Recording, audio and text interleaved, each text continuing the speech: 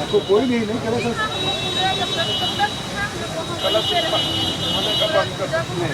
हम हिंदू धर्म से सर, हमको पता है कि गलत ज़्यादा अजूब होता है, लेकिन समझ में नहीं आते क्या पढ़ के हुआ इसमें हमको आज तक समझ। मैं आपको मुकर रहूँगा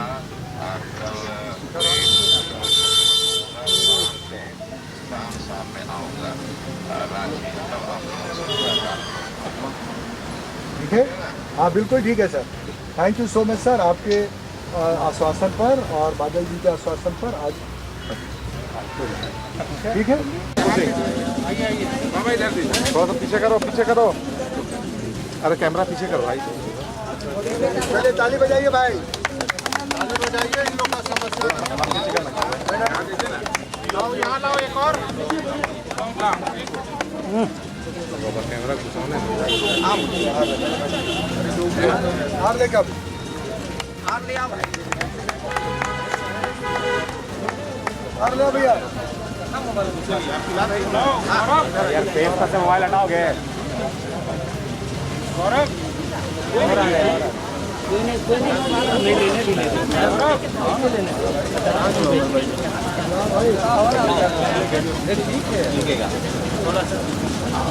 आप भी रुकिए, जा रहा हूँ, आप भी रुकिए। कोरोना महामारी पूरे प्रदेश में फैला हुआ है, पूरे देश में फैला हुआ है। इसको लेकर के हर लोग परेशान है, यहाँ या वो सरकार हो या कोई आम नागरिक हो, हर लोग इसमें परेशान है, हर लोग इस बीमारी से जूझ रहे हैं, जिसको वजह से आज इतनी देरी हो रही है।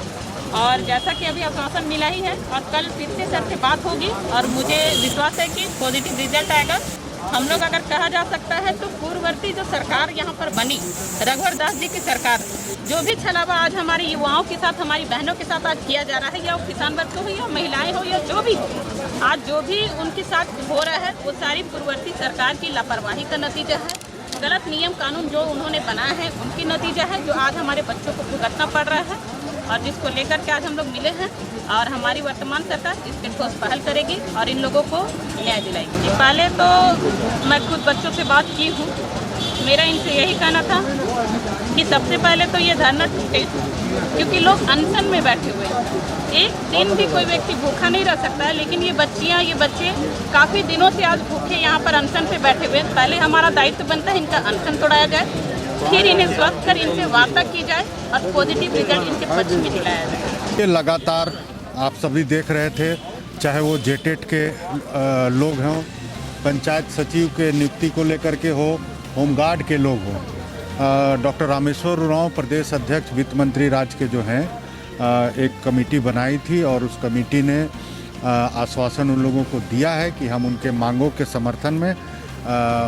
उनकी सभी मांगों को हम लोगों ने सुना, उसका अध्ययन किया और उनको भरोसा दिलाया कि आपके मांग के साथ कांग्रेस पार्टी खड़ी है। और ये भी आपने देखा कि माननीय मंत्री बादल पत्रलेख और डॉक्टर रामेश्वर उरांव से कल इन लोगों की शाम में मुलाकात होगी। पूजा को देखते हुए हम लोगों ने कहा है कि आप अनशन अविलंब समाप्त कीजिए। उन लोगों ने भरोसा दिखाया हम लोगों के ऊपर में और अपना अनशन समाप्त किया है। आगे इनकी बातों को हम सरकार तक पहुंचाएंगे और ये पार्टी की ओर से मैं आपको विश्वास दिलाना चाहता हूं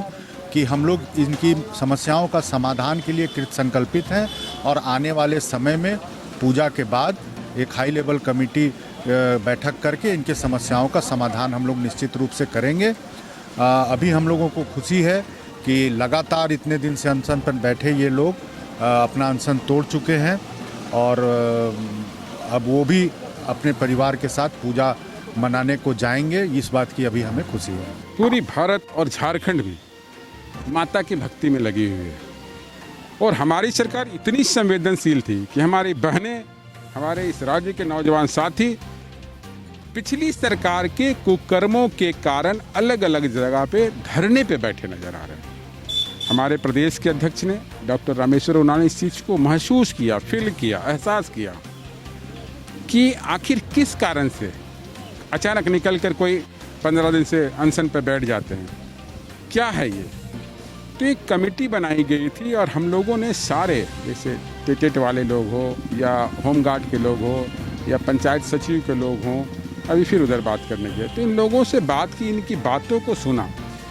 और हमारे अध्यक्ष, हमारे CLP लीडर और मंत्री लोगों से संपर्क करने के बाद इन लोगों को आश्वस्त किए कि आपकी बातों को आपके प्रतिनिधित्व के साथ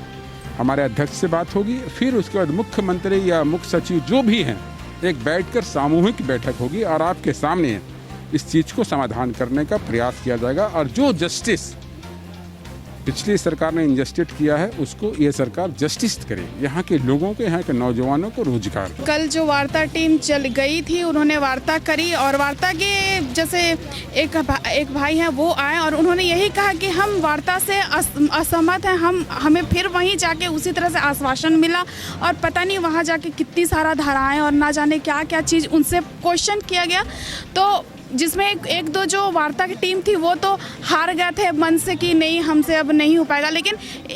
दो जो थे कि उन्होंने कहा कि नहीं हम इस अनशन को अभी भी नहीं टूटने देंगे, हम अब भी करेंगे, हम अभी भी और आगे से करेंगे। फिर भी उसके बाद फिर यहाँ पे हम लोग बहुत सारे पंचायत सचिव अभ्यर्थी थे जो डटे रहे, लेकिन फिर रात को प्रशासन आई और हमें ये कहा कि आप लोगों को ये चीज़ नहीं करना चाहिए, यहाँ 144 धारा लागू हुआ है, आप लोगों के ऊपर देशद्रोह भी लगा सकते हैं, देशद्रोह का ये बहुत सारा कानूनी क्या दांव पेच ये मतलब देशद्रोही का भी आपके ऊपर ये लग सकता है, इल्ज़ाम लग सकता है, इस तरह से उन्होंने कहा और इस तरह से दरारें धमकाने का प्रयास किया गया। तो और हमसे लिखित भी लिया गया कि यहाँ पे अगर हमने कहा कि सर हमने तो यहाँ पूजा यहाँ पर स्थापित की, हम तो नहीं जाएंगे, तो हम लोगों से 3 जन का लिखित नाम लिया गया जिसमें हम, पूजा और मेरा नाम, ये तीनों को हमने लिखित दिया कि ठीक है हम लोग रात भर पंडाल में रहेंगे। फिर भी हमने और 5 क्षण लगभग इस पंडाल में रहने की अनुमति ली और रात को ही हमने कहा कि सर पानी भी आ रही थी, हमने कहा कि सर रात हमें यूं ही अभी रहने दीजिए, पंडाल को सुबह हटा दिया जाए। तो लेकिन फिर भी उनके द्वारा पंडाल को कहा कि नहीं पंडाल छोटा करना पड़ेगा, आपको ऐसे ही करना पड़ेगा। फिर उसी पंडाल में हम लोगों ने रात भर हमने यहीं पे अपना वक्त गुजारा और रात भर आराधना की और जो भी हम लोग बात किए, जो भी हमने वहीं पे सब चीज़ किया और हर तरह का सिचुएशन वहीं फेस किया। एक दो बार तो हम लोगों का हिम्मत भी टूटने लगा था क्योंकि और भी पंचायत अभ्यर्थी जिन्होंने अपना हाथ मोड़ दिया था कि नहीं हम इस चीज़ को ख़त्म करते हैं, या एक दो बार न्यूज़ में भी ऐसा वैसा कह दिया कि नहीं हम तो ये हैं। एक बार के लिए हमारी हिम्मत टूट चुकी थी, लेकिन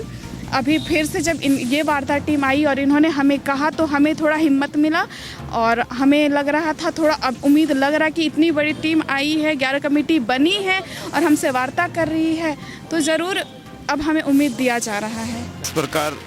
प्रशासनिक अधिकारियों द्वारा हम पे जो प्रताड़ना की गई उसको देखते हुए मैं बहुत ही आहत महसूस, लेकिन आज जो डेलीगेशन टीम हमारे पास आई उनसे के लिए कि वो सही में सोच रहे हैं, जैसे कि कल कहा हमारी गाँव इतनी जल्दी को पूरी आज उनकी जिस मकसद वो अभी जिंदा है।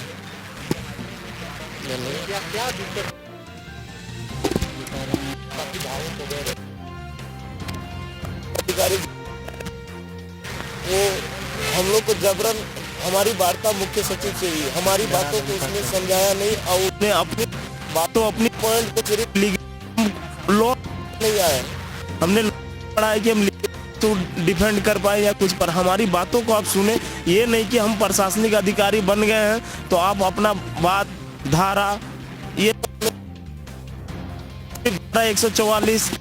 19 सब हमको कल बताया जा रहा था। अब हम छात्र हम पढ़ने आए, देशद्रोह धारा एक सेक्शन ये सब हमें जो धारा पता है, ये धमकी थी कि आप आंदोलन तोड़िए अपना। आप देख सकते हैं हमारे पंडाल को सरकारी विभाग द्वारा ही छोटा किया गया है। हमारा पंडाल जो था पहले बड़ा था, उनको रात में कल बारिश भी हो रही थी, हमने सरकार से बहुत रिक्वेस्ट की कि आज बारिश हो रही है, लड़के को बहुत दिक्कत है, कल सवेरे मॉर्निंग में भी कुछ काम की हटा लीजिएगा, लेकिन सरकार जो महोदय आए थे उसने नहीं सुना, बोले कि जो काम होगा अभी तुरंत होगा। उन्हें तुरंत कार्रवाई की और हमारे पंडाल को छोटा किया।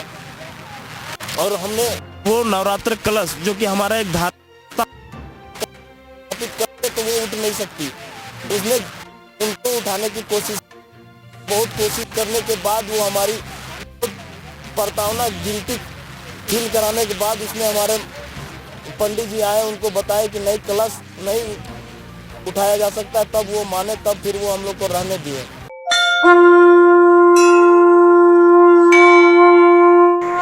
मैं दशहरा के शुभ अवसर पर मैं सिवनी वासियों को व झारखंड के सभी वासियों को दुर्गा पूजा का हार्दिक बधाई देता हूँ और आशा करता हूँ कि सब लोग शांतिपूर्ण ढंग से इस पर्व को मनाएंगे।